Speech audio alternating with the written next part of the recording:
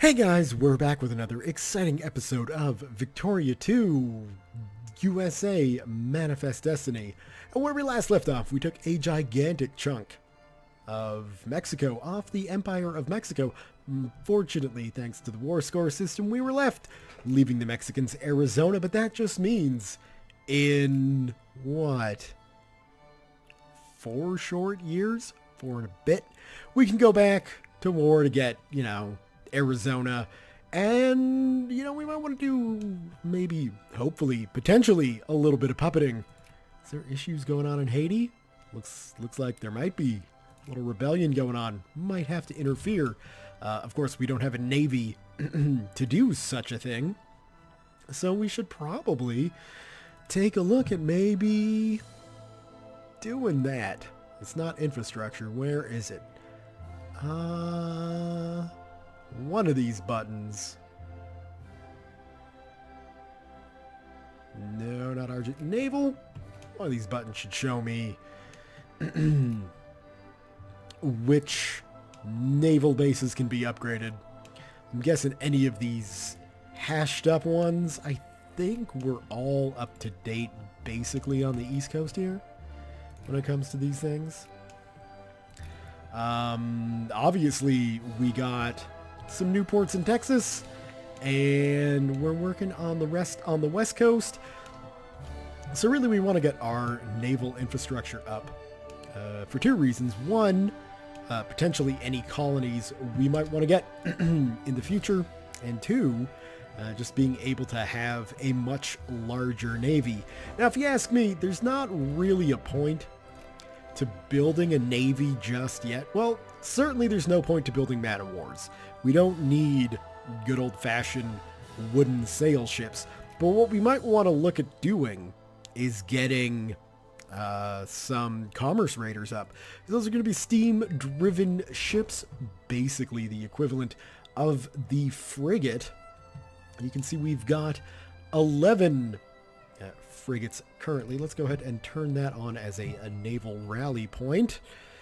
And yeah, that's good. We could also take a look at potentially building up some more army units, but for now, I think we'll just worry about, you know what, why not? Let's get some Dixie soldiers going out of Virginia. Although I think there's potentially a possibility. No, all the Virginians are Dixie. It's right at this line, isn't it? Oh, maybe not that line. It's got to be this line. 100% Yankee, mostly Dixie with some Afro-American. Okay. That's fine. So we'll get those guys rolling. We will debate the Copperheads at every opportunity possible, but we might as well get some commerce raiders built, because, what else are we going to do? I'm just going to pause the game here, because we don't want Eureka building any. We really just want to keep these in the West Coast and the Gulf. So let's go over and make sure Seattle, Portland, Eureka would be the only base there. Oh, well, we can expand that now. So let's do that. So Eureka's the only base out there that can do it. We're not going to do it. So we'll get those steamers working. We can unpause time here and just start shifting over all of our frigates. Nope. Get those 2 guys back, and you over. And we can just get rid of those frigates. So we're going to have 13 commerce raiders coming in, which will be better ships than the frigates, and more of them, so we'll have a better navy. Lucky us. The flames lick the log cabins and wooden houses, throwing a queer orange glow up at a starry night sky, only slightly obscured by the plumes of smoke billowing up from the town. He rides down Main Street with strange shadows dancing about him, and as he goes, come out, wherever you are," he screams. Far away in the city, gunshots echo against the screams of dying men. Border ruffians, intent on making North Dakota a slave state, have crossed the border into Dickinson and raided a small outlying settlement in the territory. we should do something to stop them. So the Civil War should be coming soon. The only rebels we've got are 509 people who want to be back under the rule of the Empire of Mexico. Other than that, we got some reactionaries who could potentially rise up, and obviously, after the Trail of Tears, some Cherokee nationalists who are none too pleased with what it is that we've done. But for the most part, considering the amount of territory we've conquered, we're sitting pretty. So that's good. I'm hoping we can kick this up to like speed 4 for now. We are losing money like crazy as well. That is a concern. So we gotta fix that, debate those guys at every opportunity. I guess probably the best way to do that would just be to cut our military stockpile, right? I mean, we're not going to be going to war for another 4 years, so we can absolutely do that. Yeah, we'll let the Free Stater settle. I'm obviously playing towards, oh dear, okay. Well, we can cut that a little bit to the Southern labor. I don't want to cut military spending. We're not spending anything socially, so that's fine. I can't raise taxes because of the Free Soil Party. I guess I could raise tariffs. There's a lot of people who get angry if I raise tariffs, though. Not in the game, but people watching. People don't like tariffs. Yeah, leave the Anti-Slavery Society be, but let's see if we can get, there we go. That should be more than enough. A little American protectionism, who hasn't heard of that? Tension between ourselves and other great powers have erupted in Xinjiang over the issue of criminal investigations. Our position is that we have the right to conduct our own criminal investigations without interference from local or foreign authorities. This position is obviously contested by our rivals. We're going to assert our position. We'll have no problem getting our infamy down by the time it's go to war.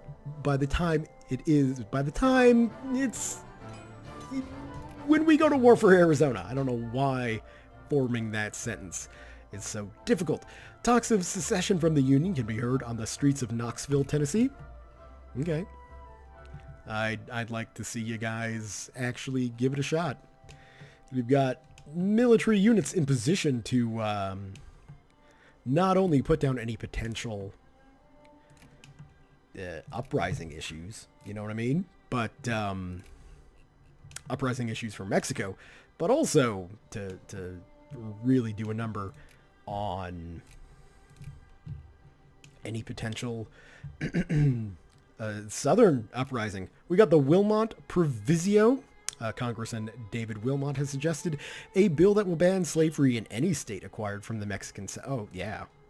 There we go. Because I don't think any of them became slave states anyway. Looks like Texas is a little displeased. Do you not remember, Texas? Us going to war to make sure you could become part of America, granted, not your own nation. Regardless, it's for shame, ladies and gentlemen. Rumors abound in botanical circles that the United Kingdom has launched a botanical expedition to Palmerston. According to the rumors, the flora of Palmerston is a veritable cornucopia of beauty and biological diversity. While Palmerston is a British colony, we could attempt to send an expedition of our own. It might be frowned upon, but the discoveries we could make do have a strange allure. Yeah, we're going to send it. Screw you, Britain. You don't own the world. More secessionists. So we got Tennessee, Arkansas, and Texas now. We got a slight increase to our mobilization size, so we can mobilize 33 brigades. Which, quite frankly, I don't really foresee us ever having to do. We should... No, not quite. Okay, so we're going to need, what, like 2% tariffs? And then slowly those things should come around for us to be in a good position. Our fleet's coming together nicely, which is good news. Diplomatically, we're probably not in a great position, I would imagine. Can we... So obviously our friends to the south are liking us, and I'm going to go ahead and just start boosting some influence into Colombia. It looks like the Spanish made an attempt, but they've decided to forego that, which is good. And then, really, it's the great powers that I'm concerned about, because I don't think any other great powers really like us. Oh, debate them. Primarily, seeing, 33,000 men up in Canada, it's a third of what we've got in North America. But it's a big enough number that if we get concentrated in the southern border, which is definitely going to happen with the next 2 wars we have to face, then, the Brits could certainly decide to come along and be like, well, we're getting involved. I don't want that to happen. Having a free press means having to deal with the strangest things. The American Watchman, a queer little tabloid that sees a fair amount of circulation in one of our states, has published an opinion piece painting the foreign minister out to be a member of a secret Masonic sect. Well, this isn't outside the normal scope of the low-brow nonsense paper. This particular piece of bad writing has received far more attention than usual. People, for one reason or another, actually seem to believe the accusations. Denying the rumors will be seen by the literate upper class as giving into plebeianism, but not denying the rumors will cause said lower classes to actually believe them. Well, the aristocrats in Georgia may not approve. I think what we're going to do is deny the rumors. Sure, the lower classes may say, that's proof! But, yeah, that's fine. We'll deal with that. Increase our opinion.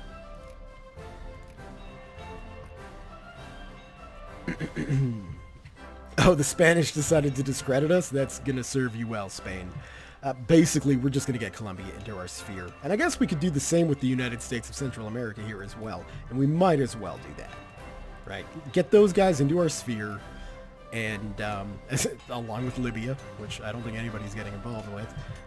What kind of Haitian reactionaries? They're a presidential dictatorship, so those reactionaries mean business. It looks like we're getting into a few more economic problems, no doubt because of the increase of the United States Navy. But that's okay. We're going to have to pay for these anyway. Increase opinion. We'll leave the anti-slavery society be. So yeah, my plan with spending all of this diplomatic influence, we'll get to 2 little nations on our side here in Central and South America.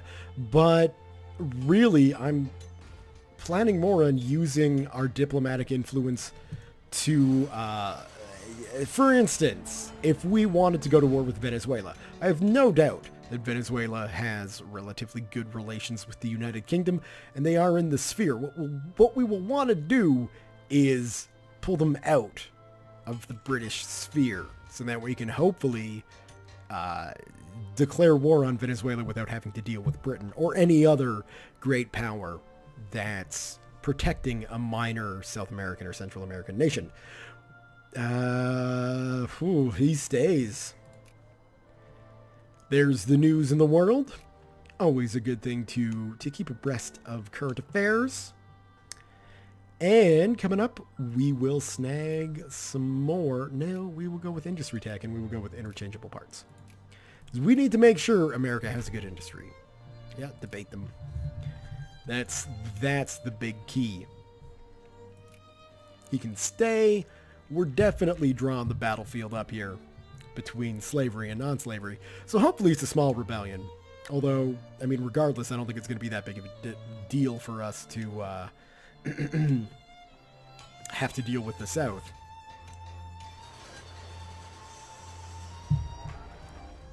So that's good. Suppress that society.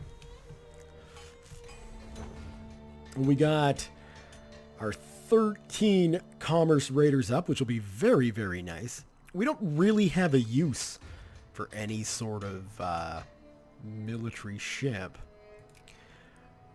We do have steamer transports, though, so we can get rid of these old, outdated clipper ships. Border Ruffians and Acton Ordnance. And we might as well get some kind of fleet ready. So up here in Washington, where we will be pulling along some units, we've got per core, we've got 10 units, so we're going to need 10 transports. Oh dear, pause this. American reactionaries have arisen in New Bedford and Lewiston. That doesn't look bad at all. Okay, well, we can handle this. Yeah, I mean, if we can go back up to full military spending, we'll send you up to Washington, and we will also buy, obviously not in Eureka, and then what's going to take the longest? Houston, you're out. And then it doesn't really matter. Okay, there we go.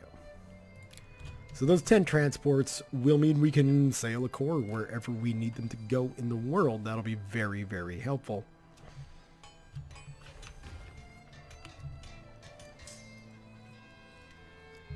Harriet Beecher Stowe's novel Uncle Tom's Cabin, first published in 1852, is one of the most widely read anti-slavery novels ever written. So large was its perceived impact on the growing national consciousness over the issue of slavery that Abraham Lincoln, upon meeting Stowe at the start of the Civil War, is reported as having greeted her, "So, this is the lady who made this big war." The publication of Uncle Tom's Cabin has increased national consciousness over the slavery issue. That I don't mind, because it's going to be an easy war, unlike the real American Civil War. And again, I do want to take Cuba, but I mean, I don't want to piss off Europe. So I feel like it's going to be better to just go to war with Spain at a later date for it, and that won't be that bad. Yeah, you know what? It's good to see that more people are reading classics, because classics are good. That's basically the answer there. We can just charge right in there. I'm always pleased to see that. We can, let's sort this. There we go. And we will add the USCA to our sphere. There we go. Lovely. We can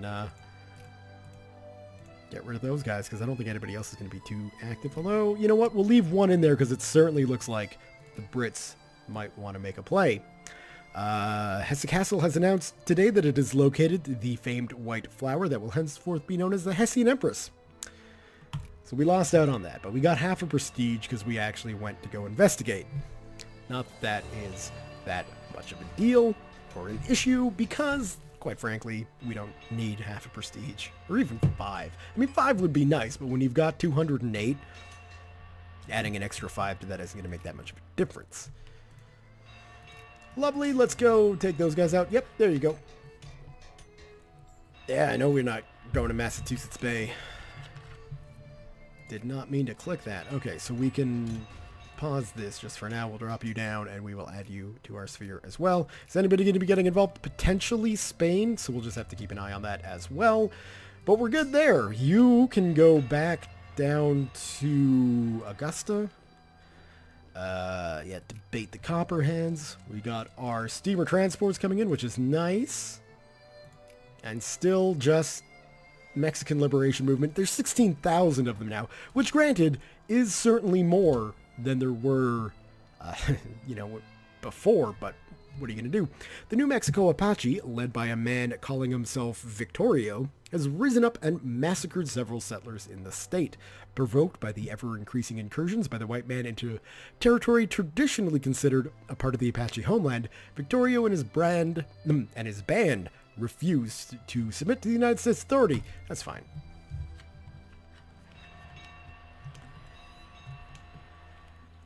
I mean, certainly one thing that Victoria does struggle to show is the whole Indian wars that occurred after the American Civil War and the actual settling of the West. Because now it's just like it's a done deal, and we're getting basically the benefits of all of these locations. Sure, the population sizes are atrociously tiny. I mean, take a look at Los Angeles. 4,000 people live in LA right now. A further 6,000 live in San Francisco, which is why that's where I would have put the port and not here up in Eureka. That's neither here nor there. Suppress that society. We could probably take a look. I mean, what is our, I would assume, full citizenship, laissez-faire and protectionism, so I doubt we can do much with these closed factories. Yeah, there's nothing we can really do there. And in fact, I'm looking at this, I'm actually depressed with the state of our economy. My God, come on, let's get... It's probably to do with all the taxes my capitalists have to pay, but, you know, what am I gonna do? I gotta keep the budget balanced, and I'm failing at that. Even with, you know, 10% tariffs. He stays. Field fortification boost. Again, not something that's going to be all that critical or necessary. Let the Free Staters settle. But yeah, we can run a tiny deficit for a little while. And hope that it's not going to have too much in the way of disastrous consequences. I really don't see it having disastrous consequences. The United States should be able to bounce back from any sort of economic problems I put them into in the 1850s. Just by virtue of their size and safety. A liberal professor at one of our universities has published a pamphlet on economics that has received serious attention in liberal circles both in the USA and abroad. The pamphlet is a profound little tract, arguing in eloquent terms the virtues of free marketeering and laissez-faire. The author is now being mentioned in the same breath as luminaries such as Ricardo and Smith. We could decry the pamphlet as a spurious piece of liberal propaganda, but then, again, you might have a point. Considering the nation we are, obviously we must take pride in the publication. Yeah. People are getting mad about that? We're a laissez-faire government. How can they get mad about a pamphlet saying, we need, you know, freedom of economy and a laissez-faire system? That's what we got. Damn it, we need a better one. Secondhand, that does sound a little bit like American politics, so I retract my complaint. John Brown's body lies a moldering in the grave, but his soul is marching on. John Brown's body, Union Marching Song. The famed hero of the abolitionist movement, the late John Brown, was hanged in Charlestown, Virginia today after a failed raid on a military armory. Supposedly, Brown had planned to use the arsenal's weapons to arm slaves and incite an open slave rebellion across the entire South. The raid and John Brown's death have further escalated Southern tension over the slavery issue, and in some slave states, there is now even talk of secession from the Union. To be fair, Texas, Arkansas, and Tennessee have already been pretty active in the secession movement for about a year now. So, you know, John Brown's raid certainly didn't stop those feelings, but I wouldn't say he was the cause of them either.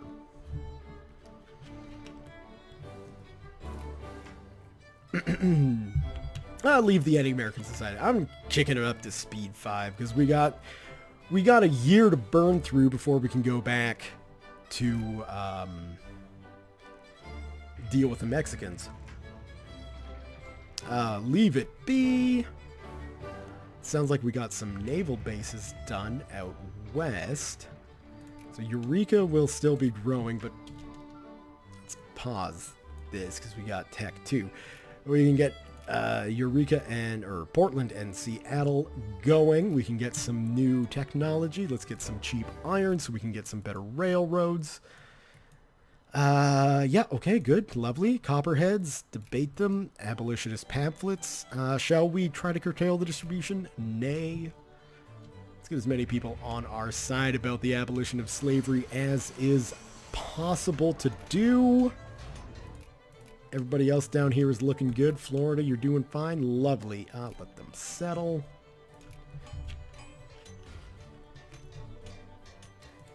And I mean, really, ideally, with the amount of... thank you. Nay. The amount of, thought process that we're changing here... Okay, you know what? We're just going to say don't even let me know about that because we're not going to do anything about it. There's nothing here. You know, most voting public care about outlawing slavery. Good. Good. I wish I could change that, but I can't.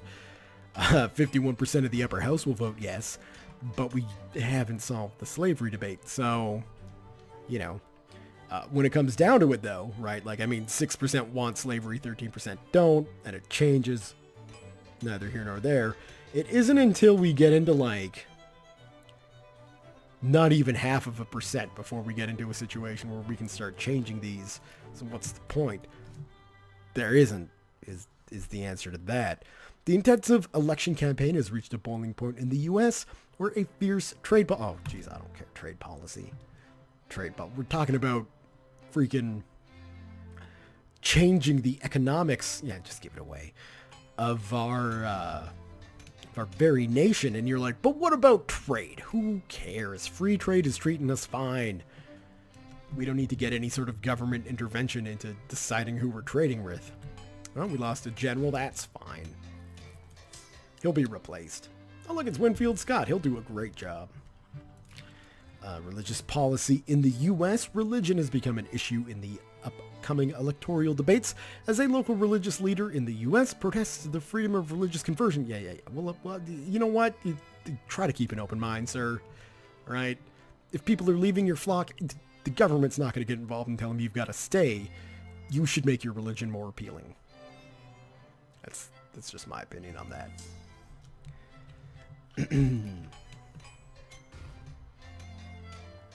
So we're coming close to being able to utilize a fourth corps. It looks like quite a lot of the population of New England is already soldiers. So we'll take them out, and we're getting into the Dixielands now. Okay, we'll do that. We're patriots. I mean, that doesn't, to be fair, that doesn't really fit the timeline. America was very interventionist at this time. Liberal and anarcho-liberal parties won 58% of the vote, so that's a sign. Clad in her white dress, strolling down the streets of New Orleans, her radiance, nobility, and simple beauty turn heads, speaking her gentleness, kindness, hospitality, and accent, all draped in the flavors of magnolias, soft cotton, and southern verandas, do the same. Virtue, honor, and dignity in manifest form, such are the women of the South. A toast to Dixie, to the Southern labor. We don't really have too many Southern knights. Although I'd imagine that's, like, slowly changing, right? Like, we got some Dixie soldiers up in here. I'll be sure to make sure they get a job as infantry. There's what's going on in the world. Ooh, we got the Liberal Party and the Republican Party. So we're the Whigs. The Democrats, Whigs, Southern Democrats, and the Republicans.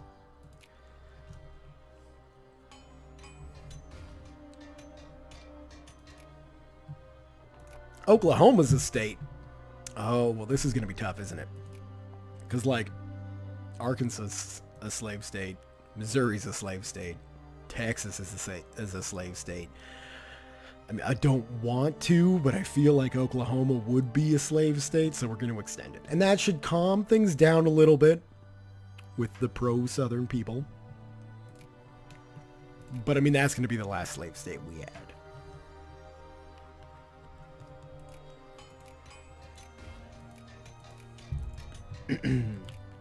Because Colorado certainly is not going to be one. Nebraska is certainly not going to be one. And, you know, Missouri's about as high north as we're going to go. And considering that borders Illinois, like, that's pretty far north for a slave state, if you ask me. Although, same could be said for Virginia and Kentucky. And Maryland, for that matter. Nay, we're not curtailing that. I just want to get this up to 40 so we can slap down a whole other corps in one go. And we are months away from being able to go back to war with Mexico, which is good. 12th of November. So that's nice. We can go back in. We'll use, what is this, the Second Corps out of Los Angeles. We might as well pull down the Third Corps, put them in Austin. It'll keep them off the border. So the Mexicans aren't exactly sure where our military is. But, like, you know, that should be good enough. We'll pull our fleet. Actually, we'll put our fleet over here in Houston. Sure, they'll see our fleet coming, but then, you know, what are they going to do? They don't have a fleet. We are hemorrhaging money at the moment.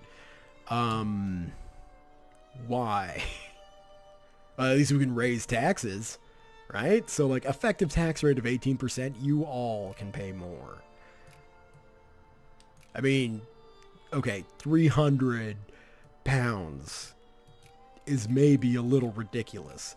So let's bring this down to 80. Oops. 80. And 80. So at least this way, we'll still be making a little bit of money.